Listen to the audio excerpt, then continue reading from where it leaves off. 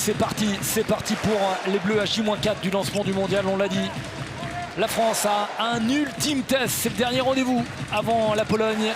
C'est l'Égypte, c'est une nation 4e aux derniers Jeux Olympiques qui ne cesse de progresser. C'est donc une référence, une évaluation importante pour nos Bleus ce soir. Dit quand même.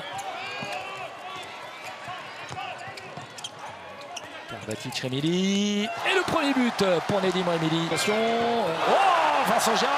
Et ça y est, ça va chauffer un petit peu avec Vincent Gérard. C'est le moment, voilà, c'est le moment, puisqu'on se fait un petit peu piquer à vif, perte de balle. On a du mal depuis quelques minutes à transpercer le gardien. Il vient de l'autre côté, c'est notre taulier à nous, notre Vincent Gérard qui va faire la différence.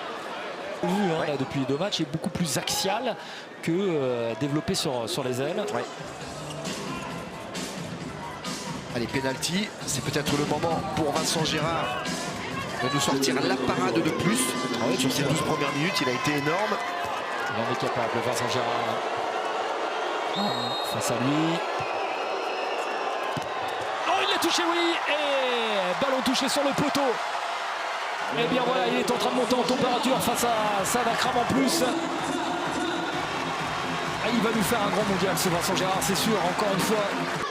Et vous avez parlé d'un match serré, un vrai test pour l'équipe de France, on y est. Et voilà, il tombe sur Vincent Gérard. Très bonne défense des Bleus. Le contre rapide peut-être avec Dikamem. Ça va être compliqué, ça s'est refermé pour Nicolas Karabatic. Et on trouve le pivot Fabregas. Alors on n'est pas hyper bien organisé quand même sur cette montée de balle. C'est un petit peu l'emporte-pièce. On voit, voilà, ça croise dans tous les sens. On a 4 joueurs dans un petit périmètre. Mais enfin à l'arrivée on s'en sort encore. Benoît, on parlait de la défense. Alors certes, voilà, le ralenti nous l'explique. C'est quand même Vincent Gérard qui pour l'instant nous sort la tête un petit peu hors de l'eau, parce que défensivement on n'est quand même pas vraiment intransigeant. C'est Vincent Gérard qui pour l'instant fait la différence dans ce secteur. Allez, juste qu'est-ce qui manque, Greg, en défense? C'est quoi? Plus de communication, aller un peu plus haut? Qu'est-ce que vous voyez reprocher? Tout simplement, j'allais vous le dire, un petit peu plus d'agressivité. Là, à mon avis, il y avait une grosse faute de Nicolas Karabatic, mais les arbitres ont l'air de laisser un peu jouer. On l'a vu tout à l'heure sur le Ludovic Fabregas. Bien voilà, tout simplement aller faire le petit pas supplémentaire. Et là, on le voit, c'est Nicolas Karabatic qui fait l'effort. Il faut tout simplement prendre un petit peu plus de volume, un petit peu plus d'agressivité et se déplacer un petit peu plus vite pour aller couvrir les intervalles. Et Mathieu Gréby qui donne 2 buts d'avance maintenant à l'équipe de France. Il a pris la pleine possession du jeu du poste de demi-centre. Oh là là. Et vous parliez des relations qu'il se justement, Remili Tourna, ça se trouve parfaitement. Ouais. Attention.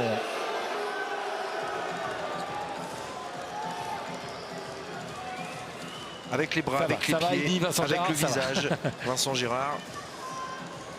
Il en a vu d'autres, mais tout de même, ça peut l'agacer. Tiens, on voit ici Mohamed Mabdou, en effet, l'ancien joueur de Montpellier, qui vient souffler.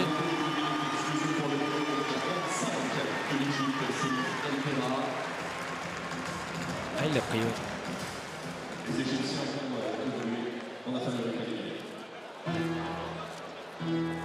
Eldera qui continue son travail de démolition. C'est quand même incroyable ce rôle de gardien de but au handball. Benoît, on en parlait tous les deux avant le match, la possibilité de faire évoluer Melvin Richardson aussi sur un poste d'ailier droit. Regardez, il est là-bas de l'autre côté. Alors c'est pas non plus son poste de prédilection, mais en cas de souci, en cas de pépin, il peut aussi suppléer l'excellent Yanis Len. Et donc on a la solution en effet à Melvin Richardson. On aperçoit l'aile là pour l'instant. Après avoir trouvé beaucoup de solutions à s'y mettre. Voilà. Il y a d'autres solutions avec Melvin Plain Richardson qui s'est envolé ici dans la Comet Arena. On en a vu une deuxième comète. Regardez un petit peu.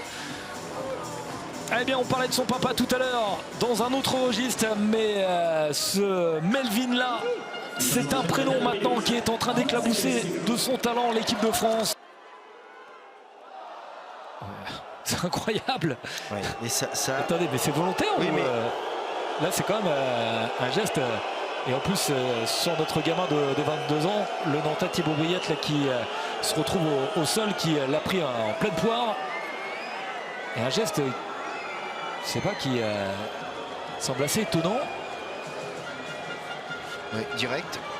Directement. C'est bien bas quand même, hein, parce que oui, il y a encore les bras de Thibaut Brié sur ce coup franc. Alors certes, il va aller s'excuser, mais enfin quand même. Ah oui, ça, carton rouge. Non. C'est... Bon là, je vous laisse analyser. C'est encore Eldera par contre. Ah oui, c'est Eldera, ça c'est sûr. Lui, il aurait bien raté son match depuis le début. Le joueur de West Ham, alors qu'on a vu, qui est capable de gestes techniques magnifiques. Et Eldera qui va manquer maintenant à cette équipe égyptienne pour la deuxième période, c'est une certitude. C'est la pause, un peu dans la confusion, mais c'est bien l'équipe de France qui est devant, 17-15. Allez, c'est reparti. La bonne défense des Français, qui leur permet de récupérer ce ballon. Montée de balle. Et oui, il y a de l'espace pour Yanis Lani, il ne va pas s'en priver. Il a accéléré au bon moment, magnifique. Et deuxième but pour lui de la rencontre. Très sobre, très efficace Yanis Lani. Il n'a pas eu grand chose à se mettre sous la dent depuis le début du match. Il a pris d'ailleurs un premier tir au début du match avec 1 mètre à l'aile où il a été insolent d'efficacité. Puis là, sur cette fin de contre-attaque, il prend de nouveau un impact au premier poteau, sobre mais efficace. Ouh là là là là là là là là là là, décidément, qu'est-ce qu'il est chaud. C'est mieux. Melvin Magic Richardson. C'est mieux. Du bout du terrain. Quel bras, quelle vitesse, quelle amplitude, quelle facilité, quel talent. Il est à 11 mètres. Il est quand même plus facile quand il est à 9-10 mètres. Là, il est à 11 mètres. Melvin Richardson n'a pas besoin de s'imposer entre les 6 mètres et les 9 mètres. Il a le bras, il a le jump, il a le poignet, il a les qualités de shoot nécessaires pour pouvoir prendre des tirs de loin. De temps en temps, il abuse peut-être un petit peu trop du jeu au près. Je le préfère largement quand il prend les tirs de loin. C'est magnifique. Et Nicolas Tournard, magnifique. On trouve encore le pivot pour l'équipe de France. Le travail de rotation là sur la base arrière est parfait. Puis derrière, la prise de bloc, remise au bloc. Voilà, la prise de bloc est là. La remise au bloc est parfaite. On voit El Masri, le défenseur central de cette équipe, complètement enrhumé par cette combinaison. On va pouvoir voyager avec cette équipe de France. On a de grands espoirs, il ne faut pas se le cacher. Et on va vivre une très belle fin de match là, avec nos Bleus qui continuent ce travail de sable défensif. C'est pas le joueur des Égyptiens là, de venir une fois de plus s'empêtrer balle en main avec un dribble dans la défense. Il n'y a plus du tout de fond de jeu, plus de circulation. Voilà, ça tire à l'emporte-pièce. Et puis à l'arrivée, une fois de plus, Vincent Gérard derrière fait son one-man show. J'ai hâte de voir la stat de Vincent Gérard sur le nombre d'arrêts dans la soirée parce que c'est monstrueux encore.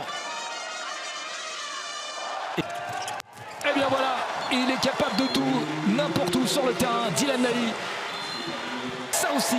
C'est un travail, alors ils savent le faire, ils l'ont déjà fait, mais il faut retrouver les automatismes, savoir serrer le jeu quand il le faut, bien finir le match, être sérieux, prendre ses responsabilités comme Melvin Richardson, magnifique.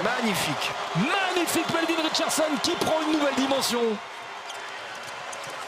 Et derrière la réplique, attention, c'est pas fini. C'est de nouveau pas fini, puisqu'il va rester 1 minute.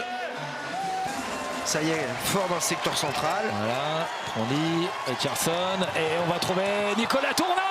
Voilà la réalisation, il y a eu la petite ardoise, il y a la réalisation parfaite de l'équipe de France qui exécute les plans de Guillaume Gilles à merveille. Et là normalement ça devrait être gagné pour les Bleus parce qu'il y a 10 secondes, il y a 2 buts, ça va être bon et on va partir avec le plein de confiance.